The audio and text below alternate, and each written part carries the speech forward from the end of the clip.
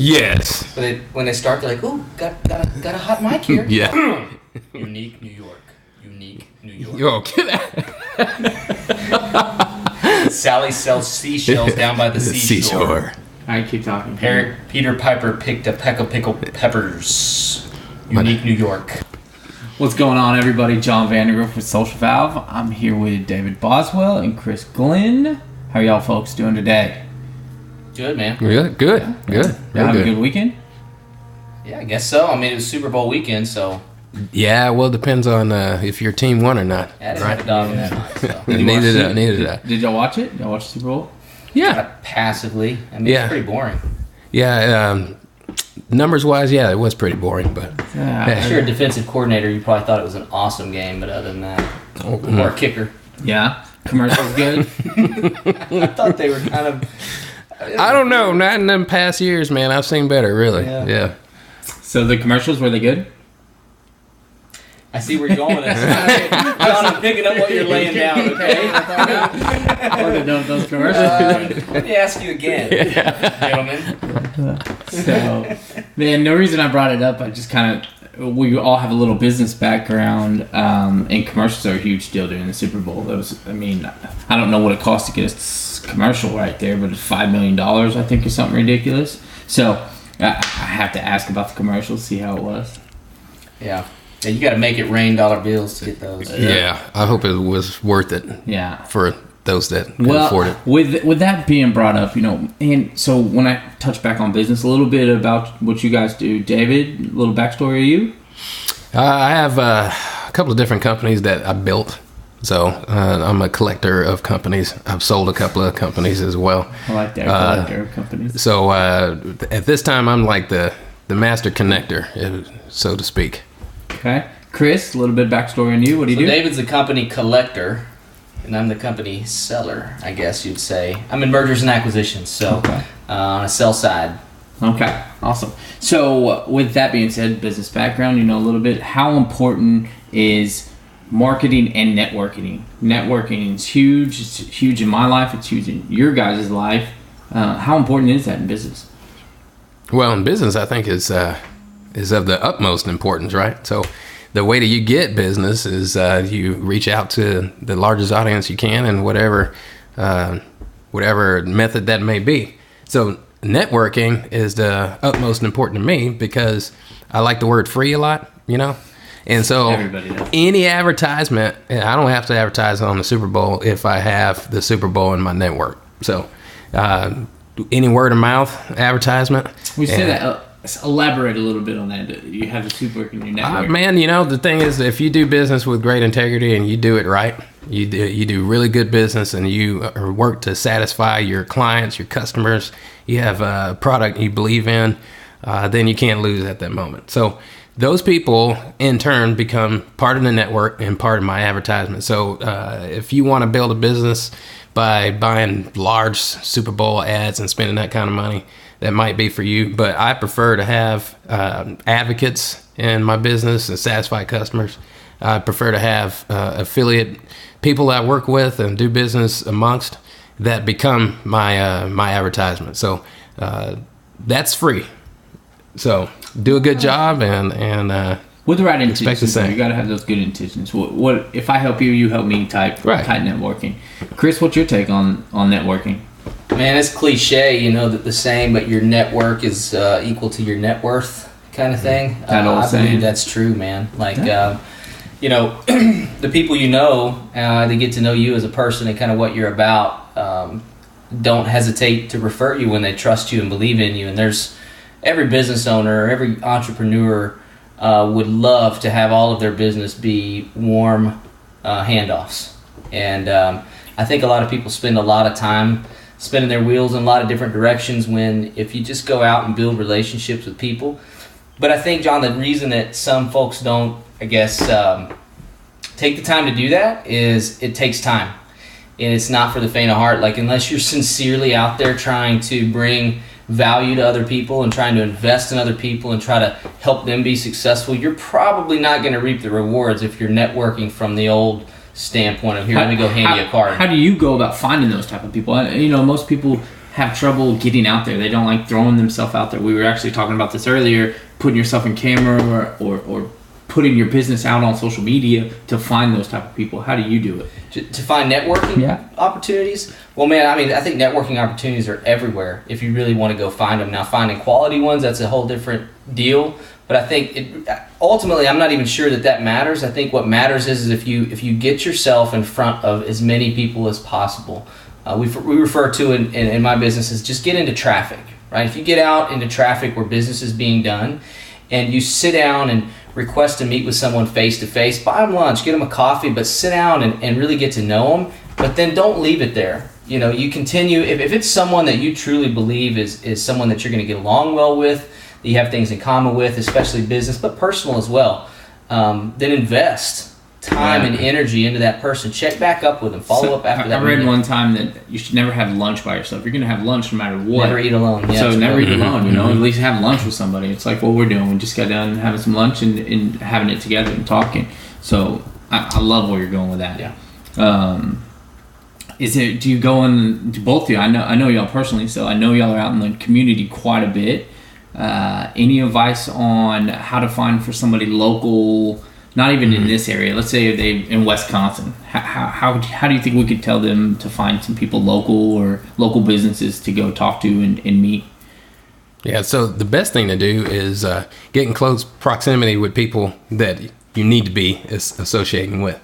So you have to be comfortable being uncomfortable. So a lot of people decide they don't want to network because, hey, they got to enter a room full of people they don't know.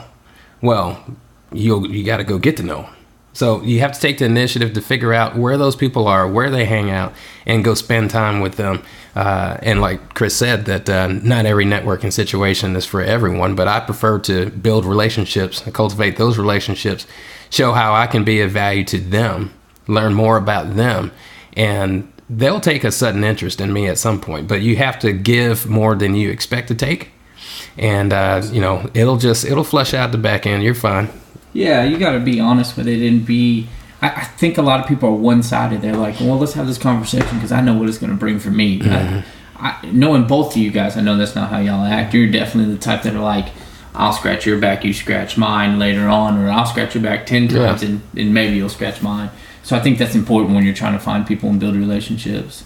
Yeah, John, I think for some folks, I at the beginning, when I really started to put an emphasis on networking, I really struggled with, I don't know that I have anything to offer certain people in certain industries and stuff like that, but the reality quickly became that if I changed the way I was looking at it and thought, well, maybe I'm not going to be their customer, right? Maybe I can't take part in their services, or maybe I don't have a client for them to refer to them, but what I do have is I have other connections. Like David said a minute ago, he's a master connector. And so, when I'm sitting across from somebody and they say, how can I help you? And I can tell from our conversation we've already had that, they may not be my ideal client or what have you. I say, well, there's certain types of industries that I work hand in hand with. And I say, I'd love an introduction to, let's say, a really reputable CPA or a really reputable, business attorney, that you could, give me a warm handoff and I could get to know them and take them out to lunch. And so I try to do those same things before I always try to beat them to it, right? I want to be the one that gives first, like David said. And so